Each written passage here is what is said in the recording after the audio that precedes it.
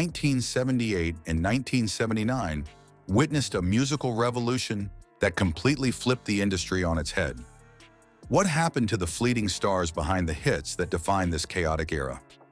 Stay tuned, because we're uncovering 10 unforgettable one-hit wonders that shone brightly for a moment, then vanished forever. Before we move on, I'd like to ask you a small favor. If you appreciate this content, please take a second to like this video and subscribe to the channel. Over 98% of you watch the videos without subscribing. It costs you nothing, but it makes a huge difference to us. So did you click the subscribe button? Great, thank you so much. Now back to the video. Number 1, Driver's Seat. How does a song like Driver's Seat cut through the noise of disco in 1978? Its allure lies in the way it balances smooth rhythms with a haunting, introspective edge. Sniff and the Tears offered something different. A rock song that felt reflective yet energized, moody yet oddly hopeful. With its steady bass line and hypnotic guitar riffs, it pulled listeners in like a quiet conversation at a party that's just loud enough to make you lean in closer. Despite its infectious groove and polished production, the band couldn't recapture the magic. It wasn't for lack of talent. The song's layered sound and wistful lyrics struck a nerve. Decades later, Driver's Seat found new life in films like Boogie Nights, proving it still resonated with fresh ears long after its release.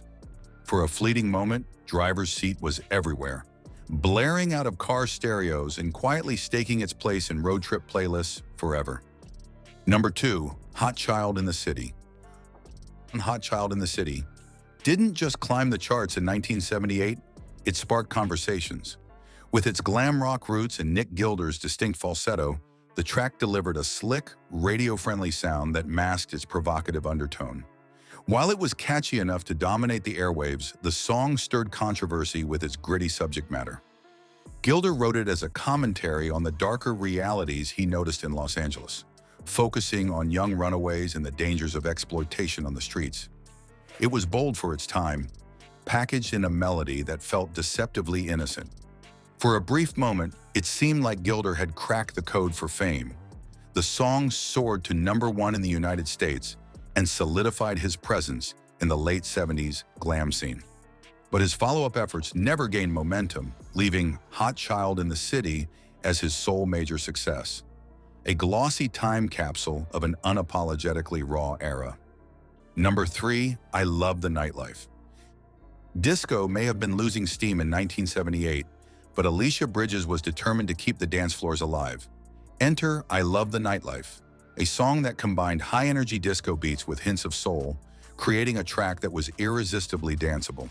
Bridges' deep, commanding voice stood out from the sugary falsettos so common in the genre, giving the song a distinct edge. It wasn't just a disco anthem, it was an invitation to reject the mundane and embrace the excitement of nightlife. The song struck a chord with LGBTQ+ communities, finding its place as an anthem in clubs where people could embrace their freedom and individuality during an era of social change. Decades later, it enjoyed a resurgence after being featured in the flamboyant classic, The Adventures of Priscilla, Queen of the Desert, cementing its legacy. Number 4, Magnet and Steel. How does a song inspired by a brief but meaningful connection with Stevie Nicks turn into one of the soft rock staples of the late 70s? That's the story behind Walter Egan's Magnet and Steel. Co-produced by Fleetwood Mac members Lindsey Buckingham and Richard Dashut, the track features smooth harmonies and a warm, dreamy vibe that captured the era's soft rock aesthetic perfectly. Nicks even lent her distinctive voice to the background vocals, giving the song an extra touch of magic. When it hit the airwaves in 1978, Magnet and Steel climbed to the top 10, its mellow groove resonating with audiences. While Egan possessed undeniable songwriting talent, Magnet and Steel remained his only significant hit. Number 5, Love is Like Oxygen. By 1978, Sweet had already made a name for themselves with glamorous, hard-edged hits earlier in the decade. But Love is Like Oxygen revealed an unexpected side to the band. This wasn't the catchy, stomping glam rock they were known for. It was a thoughtful, almost symphonic journey.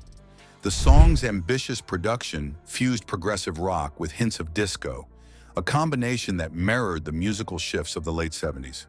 Despite its success on the charts and its critical acclaim, the song ended up marking the band's final major hit. Changing tastes, with punk and new wave on the rise, left Sweet struggling to stay relevant.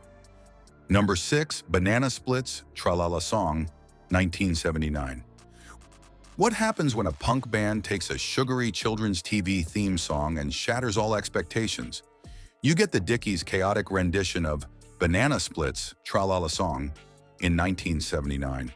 A bizarre yet unforgettable punk anthem.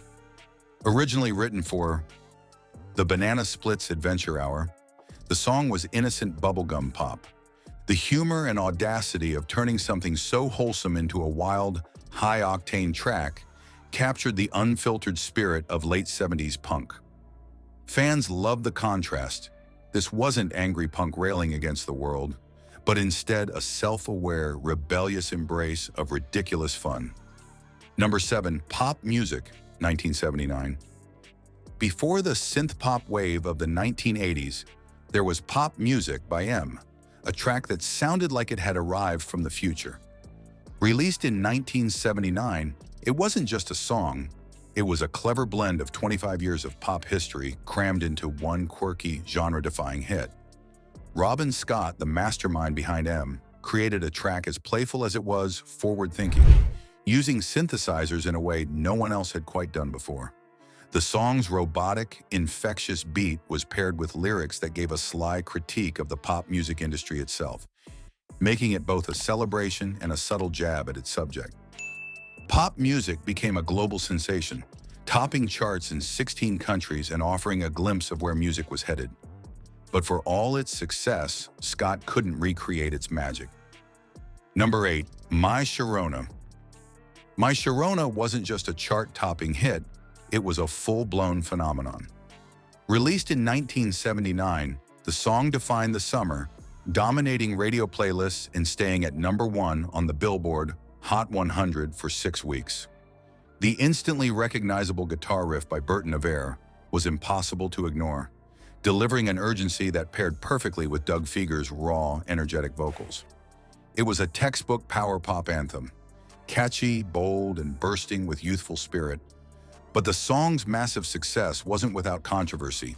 Its lyrics, written about Fieger's teenage crush on a girl named Shirona Alperin, sparked debates for their suggestive undertones.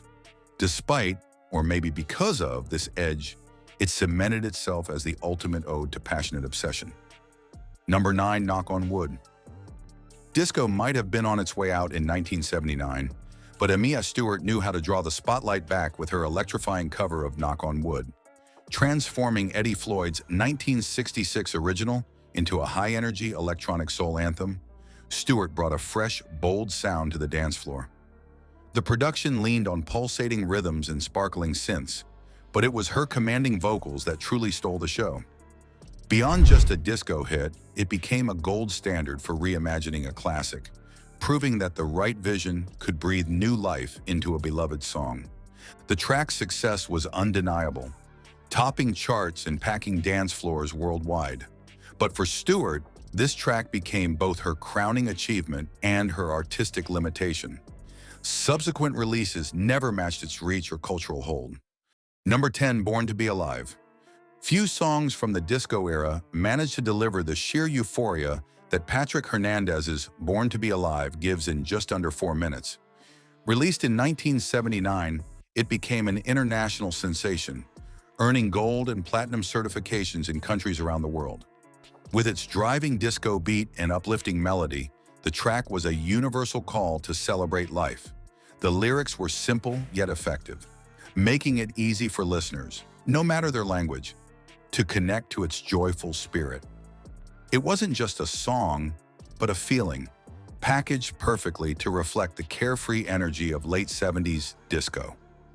The late 70s was a time when music was constantly shifting, genres collided, trends faded, and unforgettable hits emerged from unlikely places. These one-hit wonders may have burned out quickly, but they captured the spirit of a music industry embracing both innovation and unpredictability. Songs like these remind us how even fleeting moments can leave an impact. Now it's your turn. Tell us in the comments which of these songs still deserves a spot on today's playlist or even a full comeback. Because sometimes all it takes is one great song to carve out a piece of music history. Let's keep the conversation going.